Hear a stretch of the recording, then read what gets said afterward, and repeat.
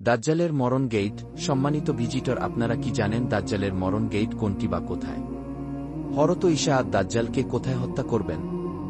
ইসরায়েলের একটি বিশাল আকৃতির সাদা শ্বেত পাথরের তৈরি এক ফটকের নিচে হযরত ঈসা দাজ্জালকে হত্যা করবেন। এবং এই গেটটি ইতিমধ্যে ইহুদিরা নির্মাণ করে ফেলেছে। ইসরায়েলের রাজধানী তেলাবিব থেকে প্রায় 5 কিলোমিটার দূরে সেই গেটটি নির্মাণ করা হয়েছে। আপনারা যদি সেই গেটটি দেখতে চান তাহলে গুগলে সার্চ দিলেই পেয়ে যাবেন। আপনারা জানেন এই দাজ্জালকে হত্যা করবেন হযরত ঈসা। তিনি আকাশ থেকে 2 জন ফেরেশতার কাঁধে ভর করে সিরিয়ার দামেস্ক শহরে এক বিশাল মসজিদের মিনারে এসে নামবেন। আল্লাহর রাসূল সাল্লাল্লাহু আলাইহি ওয়াসাল্লাম এর সহিহ হাদিস থেকে জানা যায়, হযরত ঈসা আলাইহি ওয়াসাল্লামের হাতে দাজ্জাল নিহত হবে। এই দাজ্জাল মক্কা মদিনা ব্যতীত পৃথিবীর সকল শহরেই প্রবেশ করবে। তার অনুসারীর সংখ্যা হবে প্রচুর। সমগ্র পৃথিবীতে তার ভয়াবহ ফিতনা ছড়িয়ে পড়বে। খুবই স্বল্প সংখ্যক ঈমানদারেরা তার সেই ভয়াবহ ফিতনা থেকে রেহাই পাবে। ঠিক সেই সময়ে দামেস্ক শহরের পূর্ব পাশে অবস্থিত এক সাদা মিনারের উপর হযরত ঈসা 2 জন ফেরেশতার কাঁধে ভর করে আকাশ থেকে অবতরণ করবেন।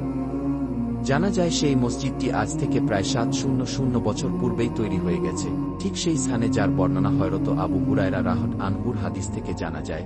সেখানে সমুদ্রের নিচে আগুন থাকবে, আর সেই আগুনের নিচে পানি থাকবে। শুনতে অদ্ভুত মনে হলেও তা সত্যি। প্রিয় ভাই ও বোনেরা, প্রশান্ত মহাসাগরের বিভিন্ন স্থানে পানির নিচ থেকে বর্তমান সময়ে আগুন এবং উত্তাপত্য লাভা বের হচ্ছে। বিভিন্ন বর্ণনা থেকে পাওয়া যায় তখন উত্তাপত্য আরব দেশগুলোতে শীতল বরফ জমতে শুরু করবে।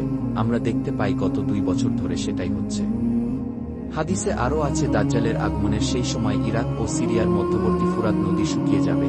সেখানে বিশাল এক স্বর্ণের পাহাড় ভেসে উঠবে, আর সেই স্বর্ণের পাহাড় নিয়ে পৃথিবীর বিভিন্ন দেশ যুদ্ধে লিপ্ত হবে। এর আগেই ইমাম মাহদী আত্মপ্রকাশ করবেন। তার নাম হবে মুহাম্মদ অথবা আহমদ। পিতার নাম হবে আব্দুল্লাহ। তিনি আল্লাহর রাসূলের বংশধরদের মধ্যে থেকে জন্মগ্রহণ করবেন। ইমাম মাহদী যেদিন আত্মপ্রকাশ করবে সে দিনটি হবে শুক্রবার এবং মক্কায় 5ই রমজানের দিন।